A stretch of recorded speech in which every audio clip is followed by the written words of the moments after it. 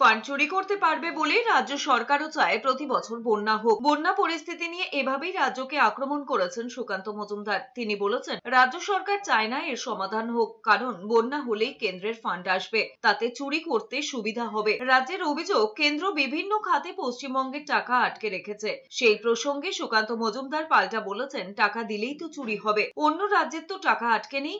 দেশে আরো বিরোধী রাজ্য রয়েছে, বিজেপির রাজ্য সভাপতির কথায় এর জন্য একটা পলিসি থাকা দরকার, কিন্তু রাজ্য সরকারের সেই পলিসি নেই। আগামী 20 বছর পর কি হবে তাও জানে না, কোনো লক্ষ্য নেই, চিন্তা ভাবনাও নেই, এভাবেই চলছে। সরকারের ইচ্ছে যদি না থাকে তাহলে কিভাবে পরিবর্তন হবে? কোনো পরিবর্তন হবে না। সরকার চায় না তো। সরকার চায় প্রতি বছর বন্যা হোক, প্রতি বছর এরকম ঝড় হোক, কেন্দ্র থেকে ফান্ড আসুক, তারপর চুরি করতে সুবিধা হবে। চুরির ব্যবস্থা রাখতে হবে, নাহলে কিভাবে হবে? টাকা দেবে আর টাকা চুরি করবে, এই যদি হয় তাহলে রাজ্যকে করতে হবে। অন্য রাজ্য তো বলে না কেন্দ্র টাকা দিচ্ছে না, আমাদের তো বিরোধী রাজ্য আছে অনেক।